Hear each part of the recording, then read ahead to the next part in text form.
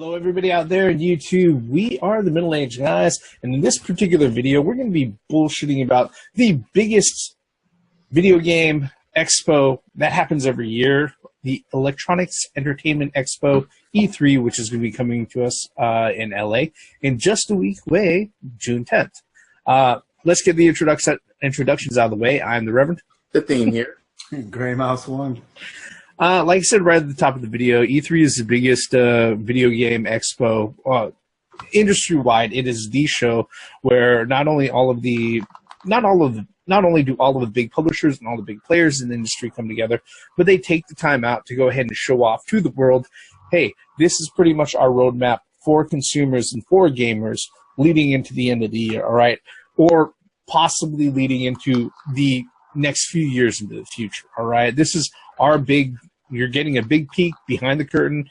We're going to start our hype now for all of our big titles that, if they're not coming, this holiday season, maybe holiday season next year, or maybe the year after that, or maybe the year a decade from now, depending on what developer you are.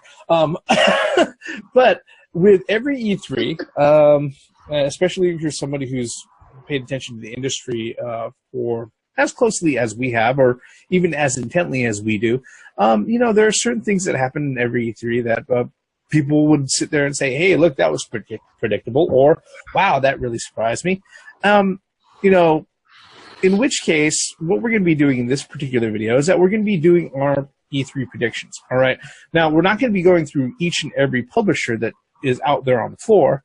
What we're going to do is that we're pretty much going to concentrate in this particular video on the big three, Microsoft, Sony, and Nintendo, what we expect from their presentations at E3, and also, hopefully, some things out of left field that we predict that they might say, and maybe something that we hope that they would say.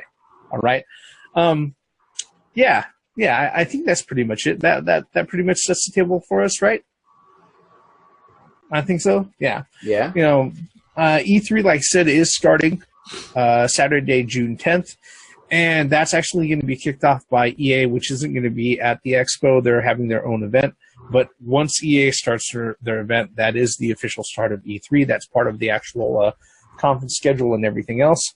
But the first out of the big three that's going to be hitting on doing their huge press conference is that on Sunday, June 11th, Microsoft, instead of doing their Monday thing like they have over the past decade, actually, I think they bumped Ubisoft out of the Sunday slot, or they bumped Bethesda out of their usual Sunday slot, and they're taking the Sunday slot now.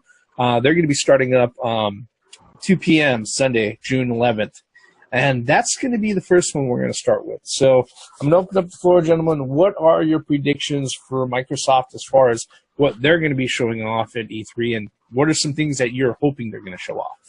Gray Mouse, you're the only Xbox One owner in this group. Lay it on us. What's your predictions, and what do you expect? I'm not here to sell the system to anybody, so I'll just go ahead and put that in perspective anyway. Well, since you're the only owner here, you know what's current. You know what they deal with as far as... I think they're going to have a big, huge push, which is kind of obvious, for the code name Scorpio. We'll find out what it looks like. We'll find out, stuff like that. I think that's going to be a big one. There was also rumblings about them having exclusive for a AAA content or AAA game. We're going to marketing for that. We don't know what game it's going to be. I think Phil Spencer made a couple of comments about that. Other than that, they'll probably do the same old stuff they do every year. They'll probably have a muscle car on the stage for Forza. I mean, come on.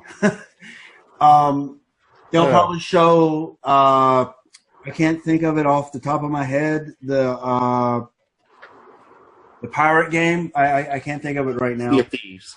Sea of Thieves. Yeah. They'll probably show that. They'll push that a lot. They'll probably push Crackdown 3. But Spencer already said that there's going to be no Halo. Even 343 Industries says there's going to be no Halo, no Gears of War.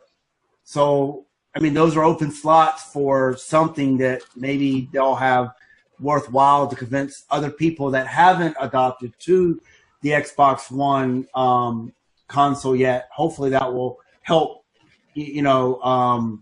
help and do that. But I'm sure that I'm missing out a couple of games, off the top of my head. But I'm not sure if I'm really excited about any of E3, to be quite honest with you. I think it's going to be probably a lackluster E3 in general, because there's really nothing that's would be over the top. I think it was all taken, in the previous years, last year and the year before that. Don't bear the lead on that one. We'll come back to that point. I'm pretty sure we're going to be pretty much in agreement on that wholeheartedly for a lot of things, and we'll come back to that point. But what about you, Theme? What are your expectations of Microsoft and their E3 presentation? They're going to try to push the Scorpio as much as they fucking can, as far as announcing features with games and what they're going to have some type of live demo of that. That's what I see. They're going to have EA on stage, basically showcasing their sports. That's their partnership. They're going to have that. As far as anything else, as far as games go, they will announce certain things that are not going to capture fans, as to say, I need to get that system for that. I don't think, honestly, I don't think any of the big three, besides maybe a couple from Nintendo, that could actually do that. But Microsoft, maybe they'll announce something like original Xbox backwards compatibility. That wouldn't surprise me at all, because of the success of the Xbox 360 backwards compatibility, and now maybe the Xbox original backwards compatibility with Xbox One features on it somehow. I think maybe they'll go that route. As Grey Mouse was saying, Sea of Thieves, Crackdown 3, no Halo, that's surprising. No Gears of War, that's surprising. Maybe a Recore 2. Actually, I did forget to mention State of Decay. Actually, that's a Microsoft exclusive as well. And that will have a presence. But for me, I think that's pretty much it. I mean, Grey Mouse covered a lot of it, and that's what I see about Microsoft at this point. Yeah, I think Microsoft really finds themselves in kind of a tough spot right now. All three of them do. Well, more or less. I don't expect a lot of earth-shattering announcements from the big three, but I already said that before, and that's something that we're really going to touch on a little bit with each and every one of them a little bit later. But with Microsoft themselves, I think what's a lock, just like you guys said, they're going to unveil the Scorpio. They're going to show what the final production model looks like. I am hoping that they announce an MSRP along with it. Okay. Well, they're going to have to, considering that, the thing's going to be on store shelves this Christmas anyway, so they're going to have to do the MSRP. Okay. $5.99 or $6.99? If they're going to be, here's the thing. Right now, as it is, if they don't try to swing for $4.99, in which case they're going to be losing hundreds of dollars per unit. All right. They're going to have their uphill battle is going to be that much harder when it comes to convincing your casual fan that this is a console that you want to go ahead and get a hold of. All right.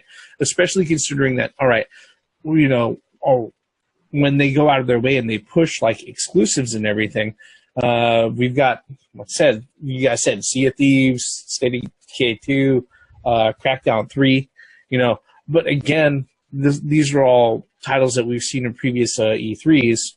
The other thing too is that You know, I think what they're going to do when they go ahead and they push out the Scorpio, especially considering how they've been trying to go ahead and position it, is that they're going to sit there, they're really going to milk, oh, hey, look, this is how all the EA sports titles look better on the Scorpio in comparison to everything else, all right?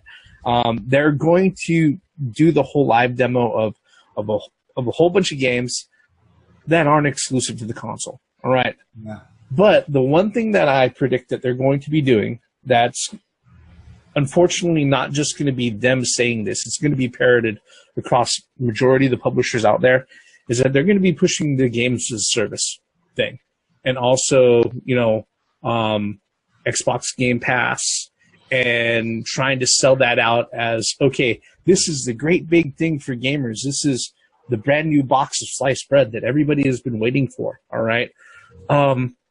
And unfortunately, like I said, the way that it's going, especially considering the earnings statements, things that we've heard over the last few weeks, they're not going to be the only person saying this. So my money on them putting out an exclusive that's going to completely blow away, I'm not going to make that bet. Okay, I'm just not. Okay, I'm going to bet that if they do mention you know, a brand new exclusive, that it's going to be under the caveat that it's timed exclusive again, like some of the other titles that they did last year. Okay, well, I don't see it happening right now for other ones. Yeah, exactly. Well, the problem too is I think that Microsoft is not catering to the casual gamer. I mean, because the casual gamer is not going to spend $500 for a 4K 60 frames per second. That's more towards a hardcore gamer, if you ask me. That's just my opinion. Because you got computers that if you spend a little extra money, maybe, I don't know, $600, $700, and you could actually outperform the Xbox Scorpio in all aspects. Yeah. And we're talking about no frame locks or anything like that. So when you said that Microsoft's having a problem right now, and it's going to continue even through this E3 with the casual gamer. You know, they had that problem when the Xbox One first was announced back, or the launch in 2013. That's not really a casual gamer machine. If you're spending $500 for a console, that's not casual gaming. That's an investment. Yeah, but let's go ahead and move past that, because the thing is that we could spend a full 40 minutes just talking about by itself, and we're gonna try to go ahead and cover the other members of the big three. All right, of which, you know, that pretty much sums up what we're kind of expecting from Microsoft. I'd say as far as the room for any of us to be surprised come a week from now, I don't think there's a lot of wiggle room. I'm not saying that there isn't going to be something that shows up on the floor that you know makes us go, ooh, that looks pretty interesting. Because guess what? That's happened every E3. All right, even during the botched E3 from 2012, 2013. All right, there's always been something from there that's you know made gamers say, hey, that looks actually pretty interesting. So this one, not too much wiggle room. But let's go on to Sony, which is actually going to be doing their big E3 conference Monday, June 12th. That's going to be starting up West Coast time. It says that they're going to be starting at 6 p.m. Pacific Standard Time. What are our big predictions for Sony this E3? They're going to paste Crash. They're going to paste God of War. They're going to paste... Okay. In other words, shit that we already know that's coming. I don't think they're going to have announcing anything that's new that will actually... Or nostalgic that will capture us again, unless it's a Chrono Trigger remake. But they're going to try to push their VR to its limits as far as saying... Game, third-party game, VR. They're going to try to do that as much as they possibly fucking can, because they're going to have to try to sell the VR to us. As far as exclusives-wise, I don't see any star power there. Yeah, I think that's pretty much it. I don't think, they're barely going to have any Vita stuff. Oh, and if they do, they're probably not going to be the ones marketing it out on their own stage. That's for sure. What about you, Gray Mouse? What are your thoughts for Sony this E3? Well, I agree 100% with what the theme said. I think it's going to be capital VR. We are VR. I was trying to. No. All right. Anyway, go ahead, Gray Mouse. Okay, it's better than Power Rangers, in my opinion. No, I disagree. Anyway, yeah, they're going to be doing VR a lot, and but I mean VR. There's a couple of games that have been successful in VR. Resident Evil 7, to name one. Yeah, it was extremely wise. Yeah, it was very good, and I'm sure there'll probably be a couple more games. But in all honesty, I think Madden. Huh? Madden? No. I think the horror generation. Wait, Reverend, how much you want to bet? No way, I don't feel like losing any money. Maybe sports will go to VR this time. Yeah, Seriously. Yeah, I'll touch VR. Hasn't done it. As far as all the genres from Sony, I'll touch VR in a second. But yeah, what else, Graham Mouse? Was there anything else that? Yeah, I think it'd be pushing more of the horror genre in VR because that seems like it's more suitable. Jump scare, cheap jump scares type thing. But there are a couple games that I'm very interested in. Detroit Become Human as one of them. I'd like to see more of that. I definitely want to see more of that game. It's very. Is that an exclusive? Huh? Yes. Is that an exclusive? Yes. Mm-hmm. Also, as an exclusive, I think there's Ni no Kuni 2. That's it's from Bandai Namco. That's an exclusive as well. Spider-Man is another exclusive game. We've seen a little bit of it last year, but I want to see more. I want to see more gameplay, how it comes out. So yeah, I mean there are some. We'll probably see Kingdom's Heart 3. We'll probably see that a little bit. We'll probably I'm pushing it. Maybe we'll see a little bit of Final Fantasy VII remake. But Days Gone. I mean, when has Naughty Dogs let us down? I mean, come on. So we'll see those type of games on their stage. That's pretty much guaranteed. But other than that, I think like Dean said earlier, I think it's definitely they're going to try to push that VR to its fullest extent, and that's good, I guess. But I'm not one who really is interested in the VR. So if that's what most of their conference is going to be about, this definitely going to turn me off. I mean, yeah, The Last of Us 2 will probably have a VR thing on it. The Uncharted spin-off will probably have some type of VR thing on it, just to add more to the game, whatever. But I'm not sure if they're going to have VR as far as their own first-party titles that are going to actually just capture everybody's attention, capture everybody's eye. Yeah, I mean, that have the killer app as far as saying, "Wow, I need to get VR so I can play that." I mean, don't get me wrong.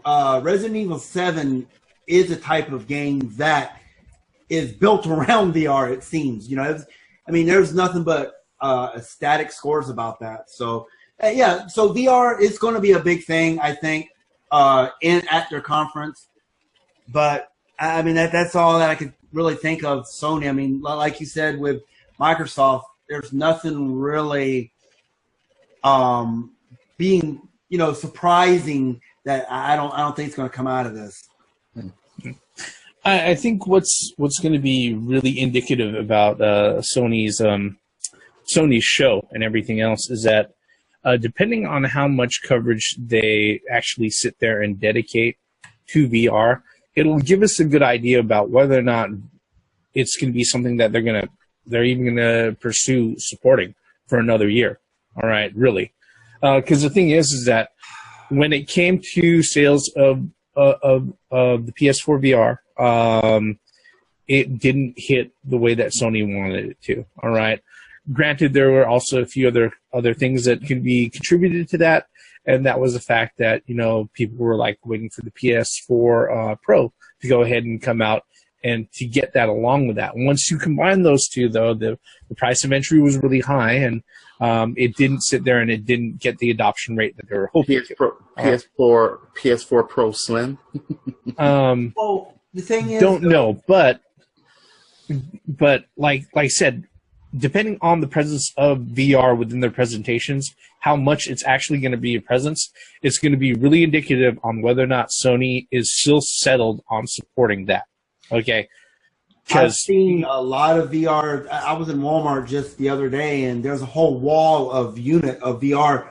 But that's and find them is what I'm saying. Yeah, but that's not part of my predictions, though. All right, that's you know, whether or not that they're still sitting there on store shelves. I already know that. I don't need to predict that.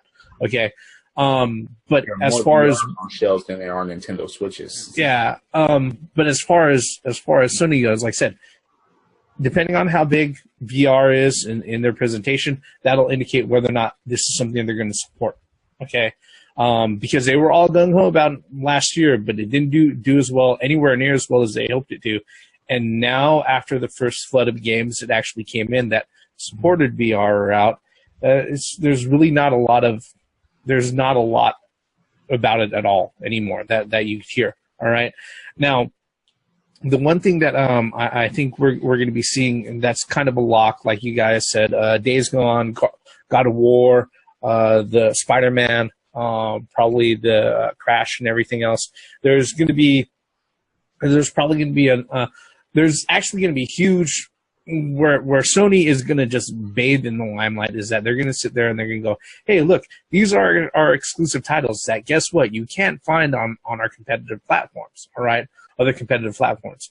And that's going to happen just by default, okay?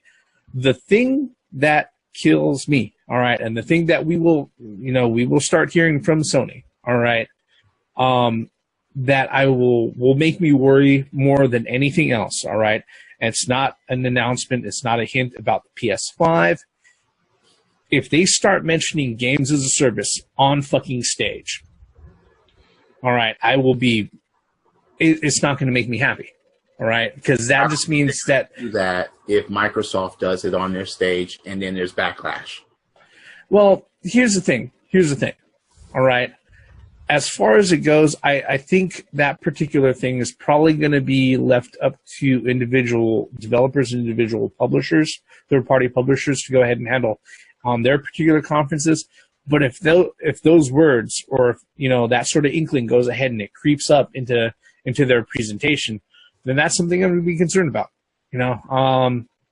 It's because, like I said, it's not just Microsoft that wants to turn all home consoles into these set-top boxes, but it's everybody. All the first-party publishers want to go ahead and do that. So if we start hearing it from Sony too, then yeah, I think that's going to be something that, as much as I've seen YouTube gamers actually sit there and say that they're reading articles that refer to that sort of thing, nobody's talking about it directly. All right, nobody's talking about what that actually fucking means. Okay, and I think a lot of people are going to have to start getting more concerned if 2 out of the 3 big publishers actually go ahead and start, touting that in front of the world's biggest fucking video game stage. All right, which actually brings us to our the third one out of the big 3, Nintendo. They're still set, even though they're not going to have the Switch there on hand at the booth and everything else. They're still set to go ahead and have a press conference. That's going to be happening on Tuesday, June 13th, and that's going to be happening right 9 o'clock early in the morning. So what are your thoughts? What are your predictions on what Nintendo is going to be offering to everybody as far as their conference goes? More Zelda DLC. Mobile announcements. 3DS announcements, maybe a couple of exclusives here and there for the 3DS. Nintendo, I don't think they're gonna do a Smash right now. They're gonna show more Super Mario Odyssey. They're gonna do that. Man, now this is a part of the hope section. I hope they a 2D or 3D Metroid.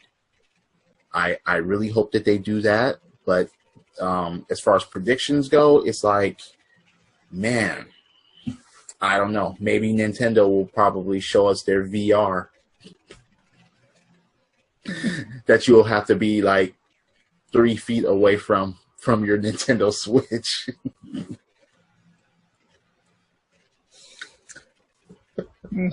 They do have that patent for the HMD.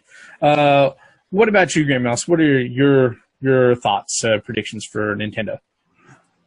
Well, to start off with, I didn't know that. I figured that they would have stuff like a small presence, a small booth or something, so people could play Splatoon 2 and ARMS. I was thinking that they would have that, but I'm really surprised when you said that they weren't.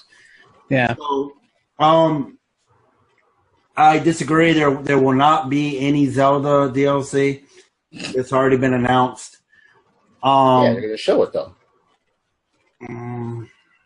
It's our one. I don't Showing think it in so. action. There's going to be a lot of 3DS announcements, I think. There's a couple of games that's on the horizon that I think it's another Fire Emblem game and a couple other games. I think right now Nintendo just needs to maintain. I mean, they had a good launch of the Nintendo Switch. It's selling faster than what the Wii did when it was at this point of its life. So that's a good thing. And then, like you said, I think we'll probably see. I don't know. I don't know. For Nintendo, I think it's going to be pretty simple. They're just going to have to show off more games. Okay. What they have to do is that they have to show off that they have more games coming down the pike for the Nintendo Switch, and they have to show off that third-party publishers are signing on and that they are dedicating titles to it. Okay. The usual suspects, we're probably going to see Super Mario Odyssey, like you guys mentioned. I think they're still going to continue on with the marketing press of ARMS and Splatoon 2. I have no doubts that they're going to go ahead and they're going to do like the whole, hey, look, this is what's all involved with our online service and everything else. You guys know the price, but here's everything in detail from guys who are talking really, really choppy English. Like I said, the only thing that I'm expecting from Nintendo really is to sit there and keep on showing that they have more titles coming. All right. Not all of it's going to be the most cutting edge stuff. Not all of it's going to be the most graphically impressive stuff in comparison to a lot of other things over there at E3. But as long as they're able to sit there and show, hey, look, we're still pressing ARMS, we're still pressing, Splatoon 2, Super Mario Odyssey, we're going to have, showcase the shit out of that. And then if they have other third-party games that they could sprinkle in between, I think we could see like a better indication as far as what they're planning on going ahead and releasing for the rest of the year at least. They're going to have to go out of their way and explain how online goes as far as if they have like a working version of their online app for smart devices. They're going to have to show that off. Okay, they're going to have to show that off along with the other offerings that they have for mobile. Because the thing is that even though the service has been delayed all the way until 2018. People are going to be asking about it, okay? And not only are they going to be asking about it, but it's going to be critical for the two games that they're currently, showcasing in force right now, Splatoon 2 and ARMS. It's going to be critical for both of them. All right. But other than that, the other thing that we got to sit there and we gotta look forward to, or we got to be wary of. All right, we have to keep tabs on how big the 3DS presence is in their presentation, because if it looks significantly smaller than it was the previous year, or even the 3DS Direct that they had earlier, earlier in the year, then that might be cues that, support and everything as far as their focus and development is being cut out from that particular platform, So that's one thing that we're definitely going to have to pay attention to. Do you actually think that this is the time to do that? No, I think there's definitely there's enough developers and publishers still supporting the system in order to sit there and keep it alive. What I'm saying though is that it's going to happen inevitably, and depending on how big the presence is with the 3DS within their actual conference, that can be taken as a big indication as to whether or not it's happening sooner than later. Okay.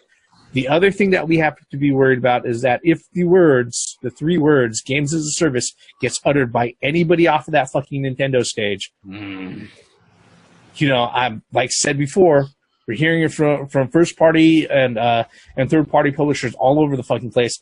Nobody's talking about it. Like, everybody feels free to go ahead and critique the services that are dependent solely on that, but nobody wants to go ahead and talk about it, about what it actually means to us as fucking gamers. All right. If they utter that too, that's gonna be something that concerns me a lot, because so far out of the big 3 publishers, first party publishers, they seem to be the last holdout when it comes to this. All right, Nintendo seems to be the last one who prescribes putting out a game as complete as fucking possible. Okay, where the DLC is actual real DLC and expansions that adds on to a finished, polished game. So if they start mentioning that also, because their investors want to go ahead and show the industry that they're keeping up with the Joneses too, that's going to be something we're going to have to worry about. Yeah. That games as a service stuff. I hope that doesn't happen with Nintendo, especially, as you were saying. Yeah. But it looks like it's going to go that route. It's going to go that way, at least for the others. Yeah. No. I mean, Sony hasn't sat there and started flying that mantle, but guess what? The third-party publishers who've got their best-selling hits for that particular platform, they're flying that flag high and proud. Mm-hmm. So it's something that we have to sit there and be wary of. Yeah. Especially as old-school gamers who actually like owning physical copies of the games that they play. Besides all that, from any of these fuckers, what do you want to see in the short time that we have? What would you like to see? I would like to see a 2D Metroid. All right. I would like Sony to sit there and say, I would like Sony to sit there and come out and say, hey, look, we've heard rumblings about people reporting on a PS5. It's not happening anytime soon.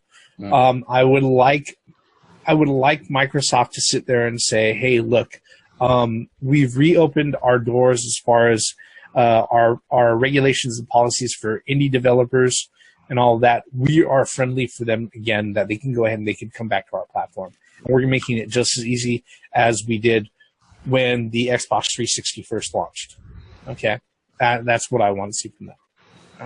What about you, Grey Mouse? Was there anything that stood out as something that you wanted to go ahead and see? I like to see more Vita support, more 3DS support.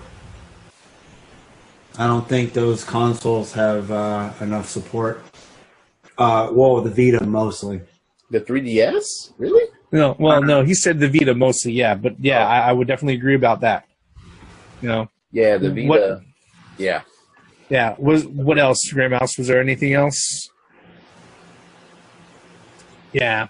Yeah, I think you know at this point, I think for me, I would love Microsoft to revert back to their first party that they had since the original Xbox.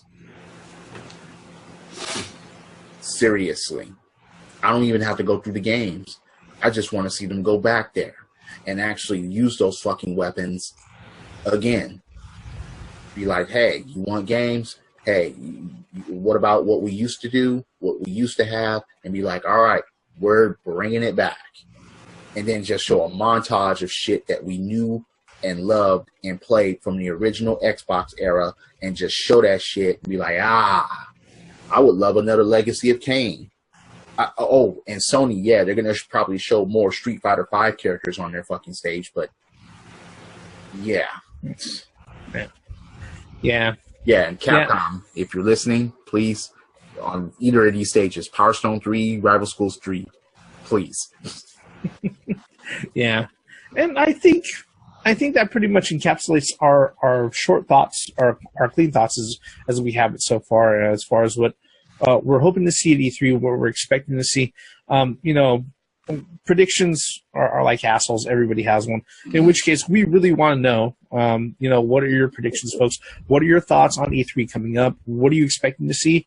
What do you think, if something does show up, what's going to surprise you the most? We want to know. Tell us by leaving a comment below. While you're at it, hit like, hit subscribe. We appreciate all the subscriptions and all the likes as possible. You know, it makes our day. With that, we're going to go ahead and wrap this up. We're the middle-aged guys, and we're going to wrap up our E3 predictions right here. I'm the Reverend. The Theme here. And Gray Mouse 1. Once again, for the benefits of common sense, logic, and gaming. Credits.